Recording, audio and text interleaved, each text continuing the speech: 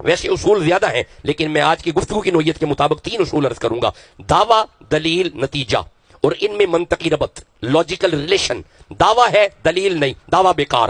دعویٰ ہے دلیل ہے، دعویٰ ٹھیک. رکنا، اللہ فرماتا ہے سبحان، دعویٰ اللہ کا ہے میں پاک ہوں. رکو مولا، تیرا دعویٰ تو ہے کہ میں پاک ہوں، ہماری گناہگار آنکھیں تمہیں تو نہیں دیکھ سکتی. اب تیری پاکی دیکھنی ہو تو جائیں کہاں پہ؟ مجھے پتا ہے میرے سمجھانے میں شک ہے، آپ کے سمجھنے میں کمی نہیں ہے. میں دوبارہ عرض کرتا ہوں، مولا یہ تیرا دعویٰ ہے سبحان، یہ دعویٰ اللہ کا ہے کہ میں پاک ہوں. مولا ساڈیاں گناہگار اکھاں تینوں تو نہیں ویکھ سکدیاں، ہن تیری پاکی ویکھنی ہوئے ایدی کوئی دلیل تے ہوئے گی تے جائیے کتھے؟ اللہ فرمائے میری پاکی دیکھنی ہے. یہ سورہ احزاب 33 نمبر سورہ اور 33 نمبر آیت ہے. بسم اللہ الرحمن الرحیم. انما یرید اللہ لیذھب عنکم رجس اہل البیت ویطہرکم تطہیرا. اللہ فرمایا اگر میری پاکی دیکھنی ہے تو محمد کی بیٹی زہرا کا گھر دیکھو. جیتے رہو. اگر میری پاکی دیکھنی ہے تو علی کا ویڑا دیکھو. اگر میری پاکی دیکھنی ہے تو علی کا ڈیرا دیکھو. آپ حضرات نے یہ ویڈیو سماعت کی ہے.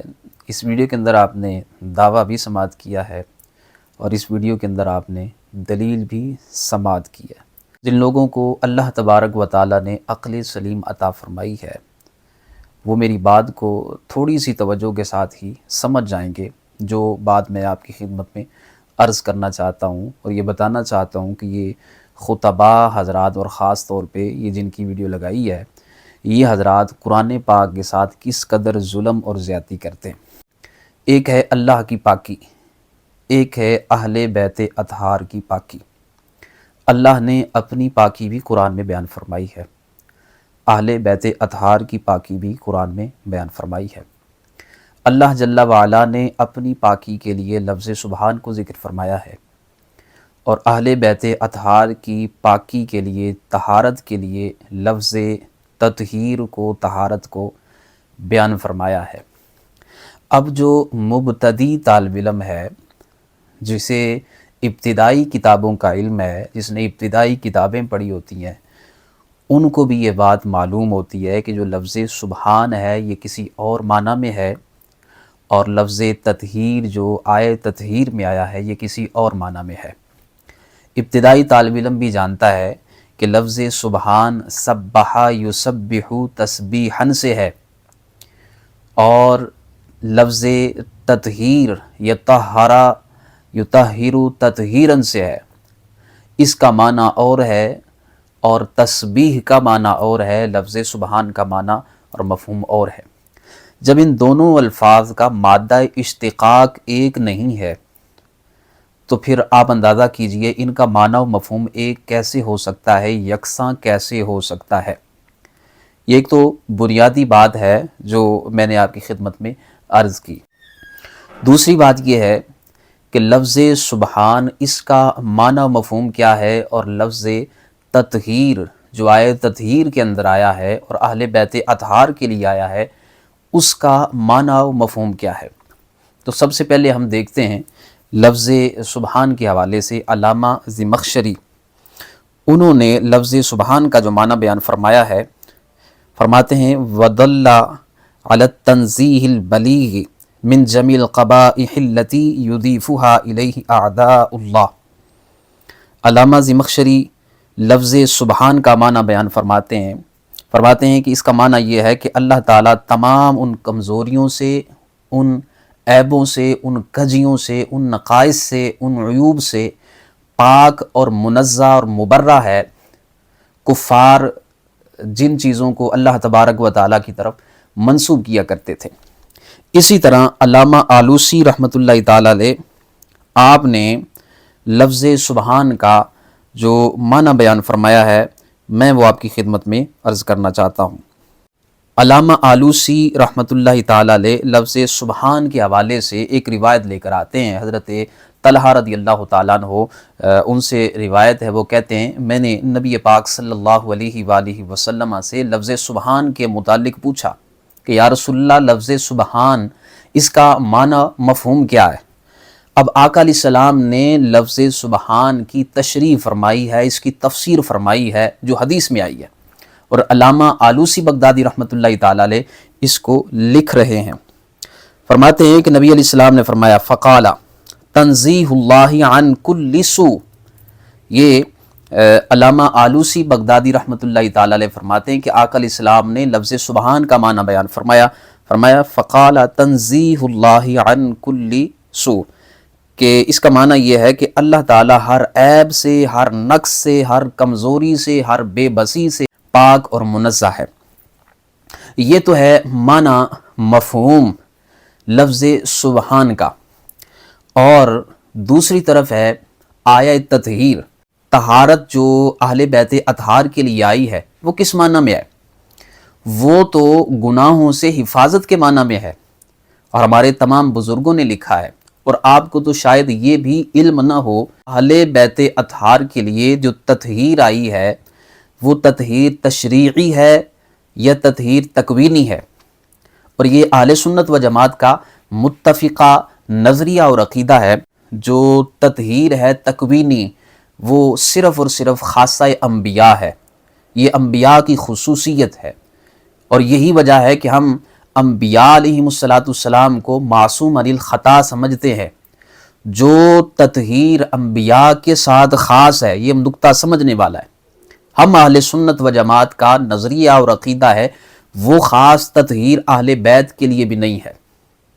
ہم اس معنی میں جو معنی انبیاء کرام علیہم السلام کی ذوات کے لیے استعمال کیا جاتا ہے خاص معنی میں اور عصمت کے معنی میں، وہ تطہیر ہم اہل بیت اطہار کے لیے بھی استعمال نہیں کرتے، صحابہ کرام علیہم رضوان کے لیے بھی استعمال نہیں کرتے، اولیاء اللہ کے لیے بھی استعمال نہیں کرتے.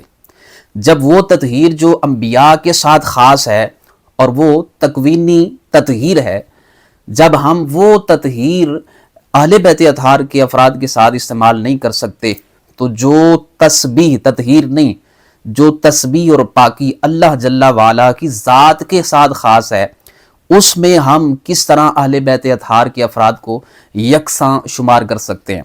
تو یہ بہت بڑی جہالت ہے اور بہت بڑی بے وقوفی ہے اور بہت غلط استدلال ہے جو حضرت صاحب نے پیش فرمایا ہے.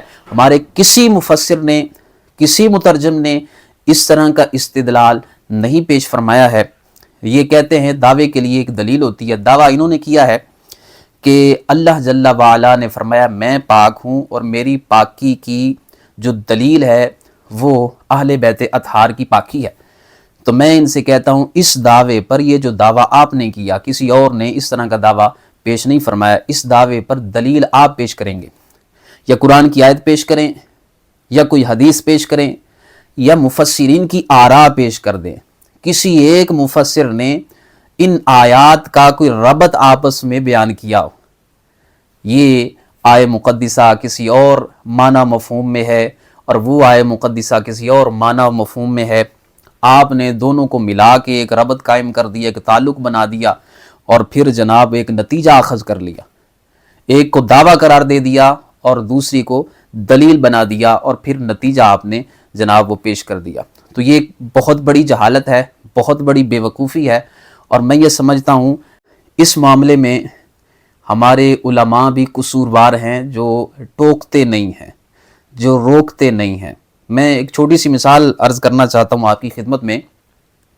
جب ہم مزاروں پہ جاتے ہیں تو اولیاء اللہ کے مزار پہ حاضر ہو کے، ان کی قبر پہ حاضر ہو کے ان کو ایصال ثواب کرتے ہیں، ان کے لیے فاتحہ کا اہتمام کرتے ہیں، اور پھر ان کے وسیلے سے ہم دعا کرتے ہیں. ہم اسے جائز سمجھتے ہیں. جو غیر مقلدین ہیں، وہابی حضرات ہیں، وہ ہم سے کیا کہتے ہیں؟ وہ قرآنی آیات پڑھتے ہیں اور ہمیں مشرک کہتے ہیں. کون سی آیت پڑھتے ہیں؟ ان الذین تدعون من دون اللہ لن يخلقوا ذبابا ولو اجتمعوا له وان يسلبهم الذباب شيئا لا يستنقذوه منه ضعف الطالب والمطلوب. یہ آیت پڑھتے ہیں اور اس سے ملتی جلتی اور اس طرح کا جو مفہوم جن آیات کے اندر موجود ہے وہ آیات پڑھتے ہیں، اور وہ کہتے ہیں کہ اللہ تبارک و تعالیٰ واضح طور پہ قرآن میں فرما رہا ہے کہ وہ لوگ جو اللہ کے علاوہ کسی اور کو پکارتے ہیں، تو وہ کیا ہے؟ جن کو پکارتے ہیں وہ تو مکھی نہیں بنا سکتے، سارے مل بھی جائیں پھر بھی وہ مکھی نہیں بنا سکتے.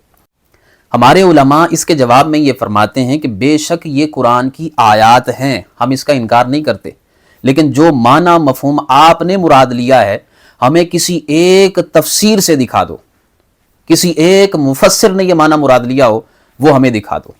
ہم تفاسیر کی طرف رخ کرتے ہیں اور ہم کہتے ہیں کسی ایک تفسیر سے ہمیں بیان کر دو، کسی ایک صحابی نے جو معنی آپ مراد لے رہے ہیں کہ یہاں اولیاء اللہ مراد ہیں، تو ہمیں کسی ایک صحابی کی تفسیر دکھا دو، نبی علیہ السلام نے اس آیت کے تحت کوئی تفسیر بیان فرمائی ہو، کسی حدیث میں آیا، ہمیں وہ بیان کر دیں۔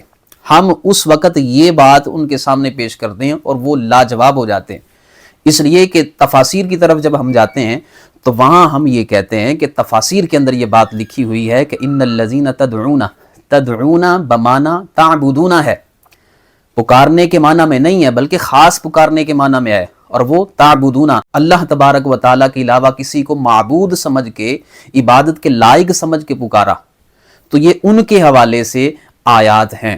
تو ہم اس وقت تو یہ استدلال پیش کرتے ہیں جب ہمارے سامنے غیر مقلدین آتے ہیں، جب ہمارے سامنے وہابی آتے ہیں، اس وقت ہم کہتے ہیں کہ اس کا شان نزول پڑھو، تفاسیر کو دیکھو، نبی علیہ السلام نے کیا معنی بیان فرمایا، صحابہ نے کیا معنی بیان فرمایا۔ لیکن جب ہمارا اپنا ہی کوئی بندہ اس طرح کا استدلال پیش کرتا ہے تو اس وقت ہم خاموش ہیں، اس وقت ہم نے سکوت اختیار کر لیا، اس لیے کہ وہ بندہ ہمارا اپنا ہے۔